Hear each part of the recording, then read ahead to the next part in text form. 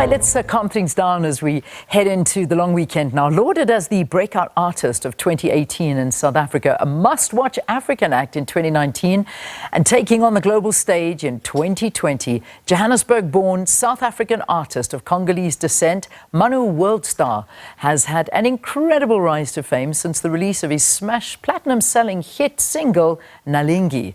The African breakout artist came full circle with the release of his debut album, Molimo, which was released on the 4th of September in 2020 to international fanfare. Manu WorldStar is back, this time with a project entitled Jozi Story.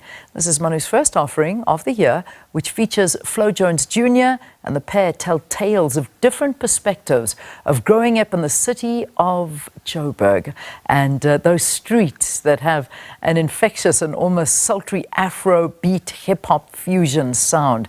Manu WorldStar in studio with us this morning. Nice to have you. Welcome. Thank you for having me. So quite an interesting background you've got going here. So obviously you've born in Joburg, and this has kind of nurtured you your whole life, even though your parents are Congolese. Yes. So did you find the city of Joburg, South Africa, and Congolese all coming together?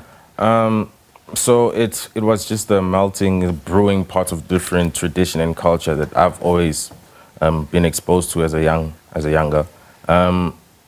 Growing up in Joburg as a Congolese child is a unique experience, but it wasn't unique to me, right?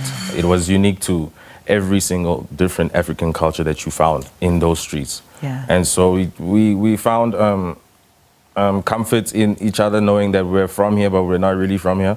And we just made it an identity of it, which I call third culture. Third culture. Yeah. So that's the identity you've made of it. On a side note, have you been back to Congo? I have been once. Yeah. I don't remember it. Don't remember it. So it's a big thing of mine to go there. Yeah.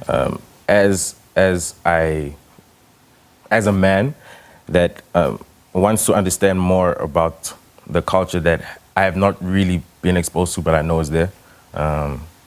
Congo is a place that I want to go to, especially right now. Yeah, indeed. And it is. I mean, and it's important to talk about these things, particularly on a day like today, because it's Human Rights Day, as you know, in South Africa. And we've been reflecting on human rights abuses all over the world. I mean, here in South Africa, we know we go through so much. But in Congo, I mean, that's another story on itself. And whether we like it or not, that's kind of the roots. And you must feel some way about it. Exactly. I do feel some way about it. I'm kind of happy now that there's media that's kind of like showing the realism in what's going on over there. For a long time, it was kind of like in the background. Yeah. But I'm happy that it's taking the forefront now and people are seeing the seriousness of what's happening there. And so having Human Rights Day in South Africa, it's not only a reminder of the other side of culture that I'm exposed to, but it's also a reminder that there's human rights, that side that we need to deal with. Yeah. And hopefully I'm an advocate for that in the future. And this is where I'm coming because, you know, platforms like this and music and arts and all these kind of things give you the voice to speak about these things. Growing up in South Africa, still having, you know, roots in Congo and the problems that is associated with the world. And you have a wonderful breakout story. And I mean, that single, Nalingi, talk to us about that. I mean, it was a big moment for you. And then, of course, the journey continues. When I made that song, I knew it was going to change my life.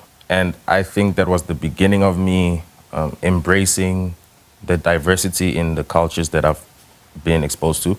Nalingi is an Afrofusion record. You can't really know, you don't know where it's from, you know it's Africa. And that's the essence that I wanted to have in my music. I wanted to be African music, not necessarily territorial of where it's from, but represents a whole soundscape of Africa. And Nalingi was that perfect blend, you know. Everyone thought I was Nigerian, everyone thought I was Malawian, people thought I was South African. They started singing my song as Naledi instead of Nalingi. Yeah. So I enjoyed that, and that's what I embodied as an artist today. I'm an Afrofusion artist. I don't just attack one soundscape and represent one territory.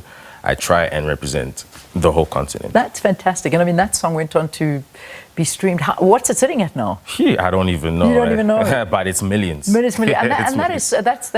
That's so encouraging, because it's, you know, it's difficult in this music industry to be noticed and recognized and to get that. And you never sort of know what the world wants, but you have obviously touched on something which has moved you into this part now, where you actually are launching something called the Jozi Story with Flo Jones Jr. Yes. What's this all about? So, as a 30-year-old man, now I'm turning 30, I wanted to have a more serious approach to my music. I want it to be fun, but I still want you to learn something. And insert came Jozi Story. I wanted people to understand the life as a kid in Joburg, in these streets, the hustle that it takes for you to have in Joburg. It's immense hustle that you need to get to where you need to go. And I just wanted to portray that in a song. Jozi's story is, it's a kid talking about his hustles, you know, and making it from where he came from to where he is right now. Two different perspectives. What was your hustle? I mean, what was that moment where you sort of, obviously you hustled from young. Yes. I mean, that is, I mean, they don't call it Johannesburg for nothing, because that is kind of what it's like here. But there was probably a moment in you that sort of brought about this, you know, just the big hustle in your life. What was it? So I've always been creative, artistic, you know. So I always looked at inspirations around me. There were a lot of street artists around me, you know, and they were telling me their stories about where they're trying to take this.